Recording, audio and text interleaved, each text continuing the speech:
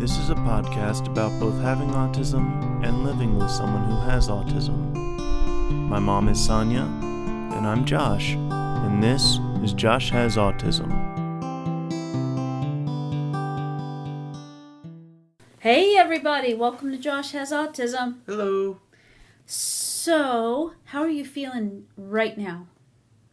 A little bit of pain. Why are you in pain? I hurt my wrist. Oh, yeah. Yeah. Yeah. You okay? Is it getting better? It is getting better, Okay, slowly, that's but yeah. good. That's good. Yeah. The reason I asked that is for a reason. Okay. Today has been a full day. And it started out this morning at 9 o'clock, and your ABA person was here. Yeah. And that in and of itself, is a huge accomplishment because we've been trying for that for months. A couple decades. So Yeah. This particular situation for a couple of months, yes, but for a couple of decades. And it finally happened. And Are you calling me old? Yes. Anybody out there that doesn't know what we're talking about, ABA is Applied Behavioral Analysis. It has some people like it, some people don't like it. Some people think it's too aggressive. Anyway, they have just opened it up for adults 3 years ago. And there was nobody in this area that worked with adults. And now there are. And I personally am thrilled about this. So, you said you said the name ABA, then you said that it's Applied Behavioral, Applied Behavioral? Behavior analysis. Behavior, okay, not behavior, whatever. But you didn't actually explain what it was. Well, for good reason. You've never had ABA. I'll explain it to you once I know exactly what it is. Oh, that's the situation. Okay. Yes, but it is where the person that's helping you with this, he's going to help you to work through the blocks that are kind of in the way. Like, how do you go from A to B and B to C to get the things accomplished that you need to in your life without needing to be prompted and redirected for a long term. So prompting and redirecting is what I do with you on a regular basis, but he's going to give you some tools to be able to do that on your own. Okay. So at first he will do that. He'll probably help us to learn how to do that, so we do that with you, but then ultimately it's that it becomes second nature for you, and then the goal is, and the hope is, that you begin to have a handle on the things in your life that now are kind of difficult to remember. For you, those things are brushing your teeth, things are doing your laundry. We were joking about, how often do you have to borrow a pair of socks from Dad because you haven't done your laundry? Yeah. So, but it's that, but it's also about giving you some tools to feel better. Because I know that, let's say, and this has happened, many times, where you know that you need to do something, and then it's not right there in front of you. And even sometimes, honestly, but if it is in front of you, sometimes you don't recognize it, that something needs to get done. Right. And it's something that you're responsible for that makes your life run smoother, and it doesn't get done. So he will give you the tools to ultimately, whenever this is over, and you no longer need him to come and help you to recognize those things and then implement a plan, the hope is that you can do those things on your own then. That you have the coping skills that you don't have right now. That you have a way to accomplish what you need to accomplish that you don't have now. So, how that gets done, I'm not exactly sure. And I don't know that they're exactly sure because you're an adult. If we were talking about Connor, I can tell you what that means. It's extinguishing behaviors that don't help him. And, side note, make the adults crazy. But, I've seen his ABA person work with him. Mm-hmm. But it's going to be different for you because you don't need the same things that he does. Right. And you're really good at so many things. That some of them are going to be organization. And we're not allowed to say that it's life skills. The insurance companies don't like it when they say that. And funny that. Yes, but essentially it's to help you in a new way, just in my opinion, to help you to recognize when you need to take action, and then how do you take action. Now, those might not be any words that anybody ever says in ABA, but I believe that that's my take on it. But what I wanted to talk to you about is we're doing a podcast much, much later in the day than when the ABA therapist was here today. It was an initial meeting. Mm-hmm. He gathered information. He got to know you to find out where you maybe need help or would like some help, Right. and really what you've got figured out. Right. And he took that information, and he'll come back, and we'll meet it one more time with some more details, and then after that, the ABA will start. So this was just information. It was initial assessment. Yeah. Mm-hmm. Okay. So what I wanted to ask you about is that I've noticed this before, is that during the day, when you have something like that meeting, this is significant because you have D&D tonight, and you've told me that you're not going. Right. And so while it's fresh, and I do apologize for making you do a podcast when you're saying that you're wiped out. Yeah. I want to know what that's like, and I'll explain that. Because for me, I love people. Mm-hmm. I love people. I love animals. I love people of all ages. I think you love people with animals. Yes, and I don't like people that don't like animals. Well, I shouldn't say I don't like them. I just kind of go, huh? Yeah. Does not compute. Yes, it does not compute. So I'm very different than you. Doesn't mean I'm better. Doesn't mean it's that you're doing anything that's just doesn't work for you. But I want to know what happens when you have to have a face-to-face conversation with somebody that is not me. Right. Or somebody in the family. What does that do? How does that, I'll use the word, it wipes you out. That makes you phrase, yeah. Yeah, that phrase. It makes you exhausted. Yeah. Why?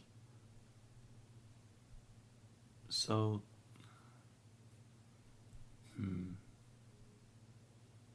I think the best way to describe what it's like is using an analogy. Okay, good. So, I know that I've seen you working away on your tablet here to write stuff and going through a whole bunch of bills and things like that as well, all in one sitting. And by the end of it, you're tired from it. Mm-hmm. You're relieved that it's over, but you're tired from it. Yes. That's similar. I obviously don't know how you feel, because I'm not you. Right. But from what I've seen, that looks like how I feel after dealing with important meetings like that. let alone just general stuff of socializing and everything. But especially with important meetings like this, where it's going over stuff that I don't particularly like to think or talk about for so long. It's very tiring, very draining, and it's very difficult for me to continue on with it for extended periods of time, let alone do anything else afterwards. Right. So this meeting was an hour and a half. Yeah. And that was it? Yeah. It felt like longer to you. Oh my gosh. Yeah, it really did. Yeah, for me, I just felt like we've got so much more to talk about as the time's over. I said, yeah. It's interesting because the conversation was about you, about what works and what doesn't work, where you need help, where you're doing, just fantastic on your own. All of it was about you. So what I thought was, well, it was all about you, so you knew the answers. But you know what I realized is that might be the case, but sometimes I think that you're the exception, because you know yourself from all the conversations we've had in your life, you've had with me and with countless therapists and doctors and everyone. So you know yourself pretty well. And I think that's probably I think that you know yourself better than most people know themselves. And so you knew the answers. You were open to anything that he was asking you, which was wonderful. But what about a conversation that takes effort? What part of that, if you even know, what part of it is just so exhausting? So part of it was I'd never met him before. Part of it was that that I know I need help with stuff.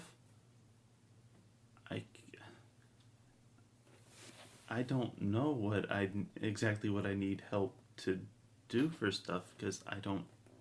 It's number one, I'm put on the spot. It feels like at times whenever things like that happen. But another part of it is that I just don't. I don't know what it is I need help with when it.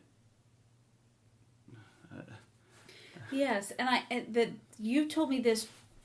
You had told me this before, and I think it's so true, and I thought it was so brilliant. You said, "I don't know what I don't know until I know I don't know it." Yeah. And so I think that's what you're talking about. Like in your daily life, there are things that you become aware of, that trip you up. Yeah. That you have a hard time remembering to do something. So we'll just say brushing your teeth. That's a hard one for you to remember to do. Whenever it's not in a set of things that I do. Like, if I don't have a schedule to go out somewhere, whenever I have a schedule to go out somewhere, I make sure that I have a shower and brush my teeth and deodorant and stuff and that kind of stuff. But if I'm not going anywhere, it's like, when do I do this? What, and if I think of it at all. Right. And I think that's the answer, is that you don't think about it. And if you do think about it, by the time you get there, there's been other questions or situations or other things going on, just, yeah. And then on the way you get sidetracked and you forget to ever go back to it again. Right. Yeah. And so a conversation with somebody that is new, did you have anxiety about meeting him because he's a new person? Not so much that as I didn't realize I had a meeting until I was told last night. And so you probably told me before that, but I didn't remember that. Right.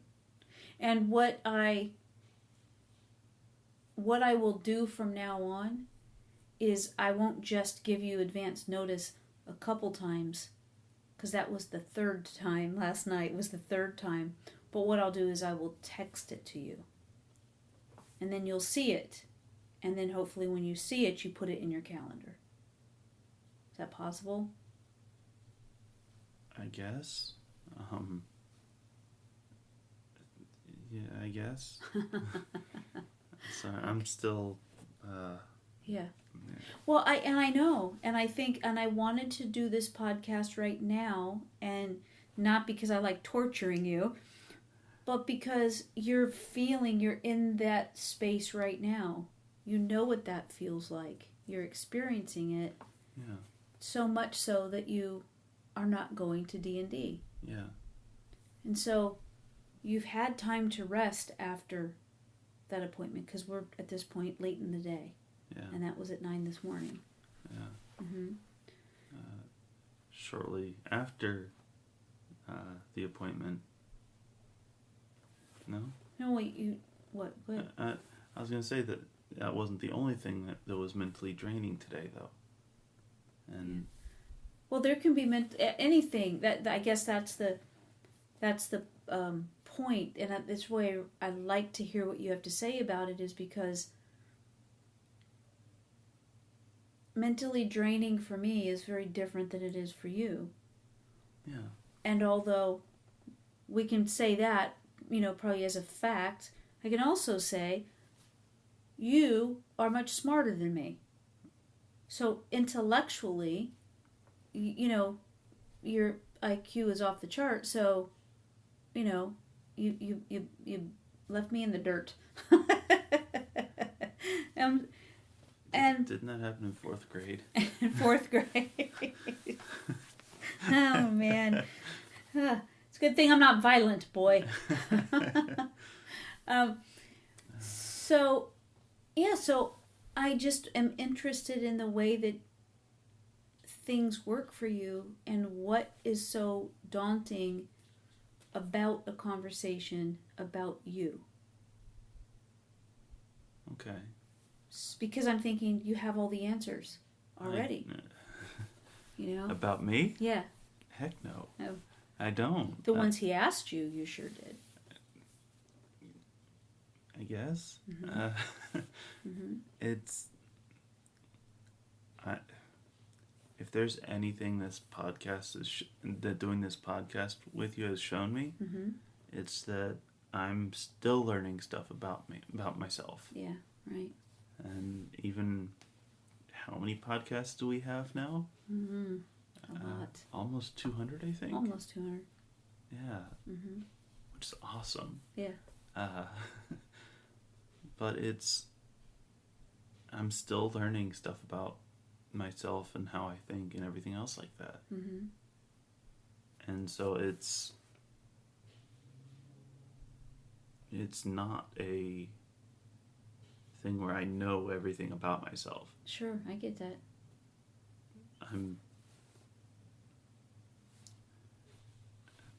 I don't know, I'm introspective, introverted, I'm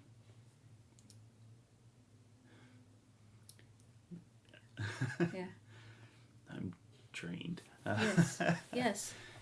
And this is why I wanted to talk about this today. Because I can observe you. I know you probably better than anyone. But I don't know what it's like to be you. And I don't know what it feels like to have that experience. I can see it. I can tell when you're drained. I can tell when you've had enough. But I watch you have a conversation and answer the questions. And I can also see that there's a point where you just, that's enough. I have a friend of mine, probably my best friend, is a doctor of Chinese medicine. She's brilliant. And we talk about things all the time. And there are times when I have to tell her, and she understands what I mean, is I'll say, I'm full. Yeah. It's like, okay, I'm full. You can't take in any more info. That's right. Yeah. That's right. Because she's so brilliant that she could go on and on about the ins and outs of what we're talking about. And I'm interested in it still. Yeah. I just can't. There's no more room for any input. It's done. Right. Yeah. And so that's the closest thing that I can come to understanding what you might feel like, is that to somebody looking at you might go, yeah, you're just doing great. You're just, you're here, you're available. But what you might be feeling is, I can't take any more. Right. Right. And in some cases, like today, where I'm so drained still, it's not just from that mental energy of that I've put forth for the situation. Mm-hmm. It's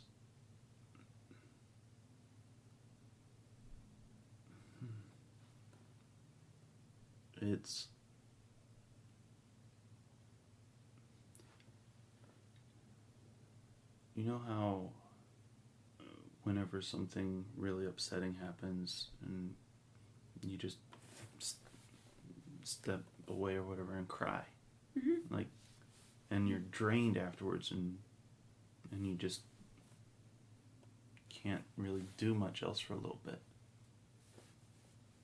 It's emotionally draining. Yeah. With something like this conversation thing that happened today, it's not just explaining what I'm like and what I be. It's not just explaining me. Yes. But it's also facing all of me. Yeah. And all of the issues I have and face. Yeah. And that, so it's not just mentally draining, it's also emotionally draining. Yeah, sure. Yeah, I get that. I get that. And I see that in you on a regular basis, that anybody that listens to this podcast understands how far you've come, what an awesome person you are, and that you are absolutely brilliant. And you also recognize the things that we call autism because we don't know what else, because we have to have something to be able to communicate with one another. So those of us that are not you call it autism so that we know what we're talking about. But for you, you feel deeply. And when you talk about those things that don't work, what I realize so profoundly in those conversations is that you are aware, acutely aware of what doesn't work. Yeah. And even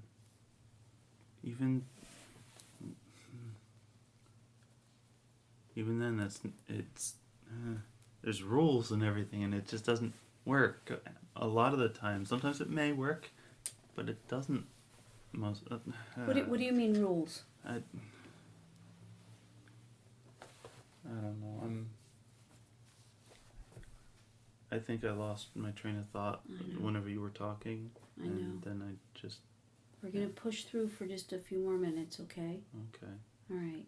Because I think it's very important for people to know that you and other people that have autism might look a certain way, but be feeling something else entirely. Yeah.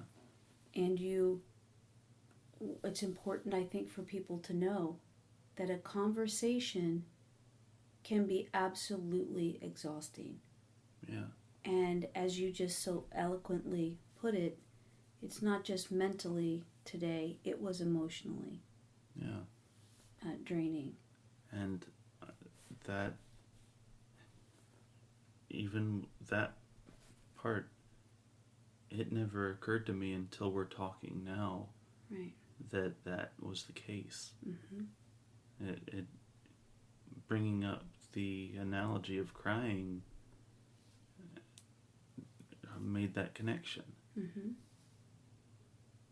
And that's a big thing, I think. But yeah, I agree. Yeah, and with emotions and showing them, I know that a lot of people on the spectrum don't. You said that it doesn't always match up. Yeah. And it's not that, in my experience, it's not that we're hiding them or anything. Sure. It's,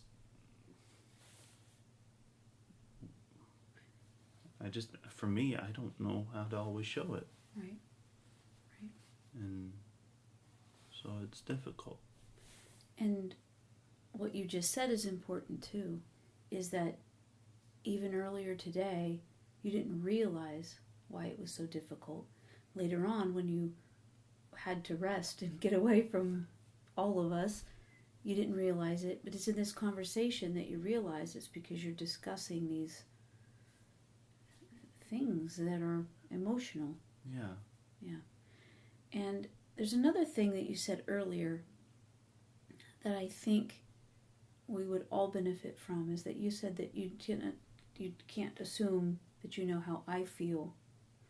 You know, you're saying after I sit down and I'm writing, material for the stage, or I'm, paying bills, or, right, doing whatever it is that I'm doing, and how when I'm done, I'm like, whew. Yeah. Yeah, that you don't assume how I feel to know how I feel. You saw it, but you don't assume that you know how that really feels for me. And I think that's so important for people to realize. I just think it's across the board. It's a good message, right? Don't assume that you know how other people are feeling. Yeah, that saying about you and me. Yes, that is true. That is true. But it is kind of, I shouldn't be surprised by anything you ever do, but there are some times that you come up with the words to express things like that, and I just think, wow, you understand. You don't attach something to others. I find it funny that you just said, wow, he understands, when I'm me. Yeah. I don't mean to make light of that. It is really important. I'm... Yeah. Yes, I get it. So, is there anything else? Because you're just wiped out, Josh. I so appreciate your willingness to do this, even though you're so wiped out. And I'll say it again. When you cancel D&D, you are wiped out. Yeah. That just means you were not able. But I wanted to have a conversation Well, in the moment. Yeah, I get it. Yeah. So Yeah. I appreciate it. Yeah. Is there anything else that you want to share about that? That I know that with me growing up, as an extension of it in the moment thing, Mm-hmm. that a lot of times I wasn't prepared to talk about different issues in the moment because it was too stressful, too much for me to handle at the time. But on the flip side of that is that some things need to be addressed in the moment, to be able to, for it to stick, of how it can be better. Because you learn better. I can associate it with something else happening and think about that better than,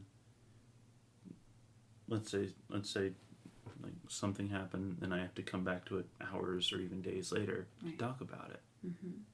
It's not going to help. It's not. I'll understand it. Mm-hmm. I'll be able to talk it through with someone, but it won't stick. It won't have that association with it. Mm-hmm. And so when you do things in real time, when you gain an understanding, or when you have like an aha moment, that sticks with you. That's a lesson that you learn. That's a way for you to go forward with a new understanding of how you work. Right. And I've seen you do that in other situations, and you make adjustments. Yeah. You know, how we say that once upon a time you had to have your drinking glass on the, it's been a long time, left side. And if it was placed on the right side instead, you could not even function. You would have a meltdown. Yeah. And then, as we move forward, if it was on the right, it would get moved to the left before you could, even if you were at the table, it would get moved. And then going to a restaurant. For a time, I could not function even after that point. Yes. And then when we got you comfortable going to a restaurant, if the person sat your drink down on the right, you would pick it up and move it to the left. Yeah. And today, that is still important to you. You still make that adjustment, but you do it consistently, and it doesn't ruin your meal. Right. And so I think it's important to learn these things about yourself in the moment when you're experiencing it, because for you, I know that it sticks better than us, like you say, talking about it after the fact. Right. Yeah. So. And because talking about it immediately after, because of that association of this happened and it was talked through, instead of this happened, okay, oh, we're talking about it? Okay. Oh, you're right, this is what I should have done. Yeah. Okay. Right. That's not going to stick as well as the right boom boom right after the other. Right. In future times. Right. That something may happen. It's not going to make that association for me to think it through. Right. But yeah, I don't know how we got to that. In this conversation. Yeah. You're done. Sorry. No, that's quite all right. That's quite all right. Thanks for showing up. I'll be here for however long I'm here. I do live here, so. I meant showing up for the podcast and sharing is, when it was the last thing you wanted to do. Thank you for doing that for me, and thank you for doing it for everybody else. Yeah, it's important. And, yes, and I'm glad that you gained some insight Me too. through talking about it. So everybody, thank you so much for hanging out with us again today. We appreciate you, and please check us out. My website is sonyaking.com. That's SONYAKING. And send us a message if you'd like. If you have any experience with what Josh is talking about today, and you have some insight of your own, please share that with us. That would be awesome. Yeah. And we really do just appreciate you and you being a part of this with us. And so Yeah, thank you. love and hug your family and your friends, if that's what you're inclined to do.